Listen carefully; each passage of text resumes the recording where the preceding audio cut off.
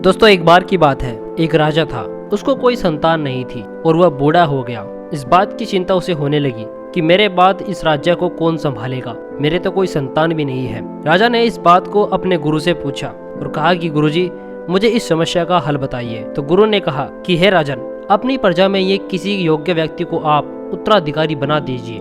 ये बात राजा को समझ आई। उसने सोचा कि क्यों न इस बात पर गौर की जाए। उसने अपने मंत्री से कहा कि प्रजा के बीच ये घोषणा की जाए कि कल जो भी व्यक्ति सूर्यास्त से पहले मुझसे मिलने राजमहल तक आ जाएगा, उसे इस राज्य का उत्तराधिकारी घोषित कर दिया जाएगा। और दोस्तों ये बात सुनकर मंत्री ने कहा कि महाराज, ये तो बहुत ही आसान है, पूरी प्रजा ही राजा बनने के लिए यहाँ पहुँच जाएगी। तो राजा ने कहा कि ऐसा नहीं होगा, मुझ तक सिर्फ योग्य व्यक्ति ही पहुँचेगा, आप घोषणा करवा दीजिए। मंत्री ने राजा की आज्ञा का पालन किया और प्रजा तक संदेश पहुंचा दिया। अगले ही दिन बड़ी संख्या में लोग उत्तराधिकारी बनने के लिए राजमहल की ओर निकल पड़े। महल के बाहर राजा ने एक बड़े मेले का आयोजन किया था। और दोस्तों मेले में हर प्रकार के लोगों को लुभावने वाली हर चीज थी। मेले में शराब थी, नाच गाना हो रहा था, तरह तरह के स्वादिष्ट पकवान बने हुए थे, कई तरह के खेल वहाँ पर खेले जा रहे थे। पूरी प्रजा उस मेले में उलझ गई।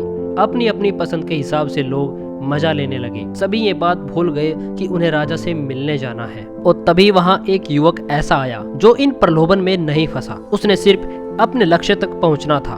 वह सीधे राजमहल की ओर चल दिया। मुख्य द्वार पर 2 पहरेदार खड़े थे। उन्होंने युवक को रोका, लेकिन वो किसी तरह उनसे बचकर राजमहल में प्रवेश कर गया। और दोस्तों अंदर पहुँचने के बाद उसे राजा मंत्री दोनों मिल गए। राजा ने उस युवक को उस राज्य का उत्तराधिकारी घोषित कर दिया गया। तो आप मेरे दोस्तों कमेंट में ये बताइए कि आपने इस कहानी से क्या सीखा। दोस्तों इस कहानी से हमें सीख ये मिलती है, हमें अपने लक्ष्य तक पहुंचने के लिए रास्ते में कभी नहीं रुकना है, क्योंकि सफलता को प्राप्त करने के लिए हमारे आसपास कई तरह के लोग होंगे जो आपको रोकेंगे, कुछ लुभावने पर लोभन देंगे, तरह तरह से आपका मन भटकाएंगे, लेकिन आपको इन सब को छोड़कर आगे बढ़ना है। और मेरे दोस्तों तब तक अपने लक्ष्य पर पूरा फोकस करना है जब तक आप उसे प्राप्त नहीं कर लेते। जय हिंद दोस्तों।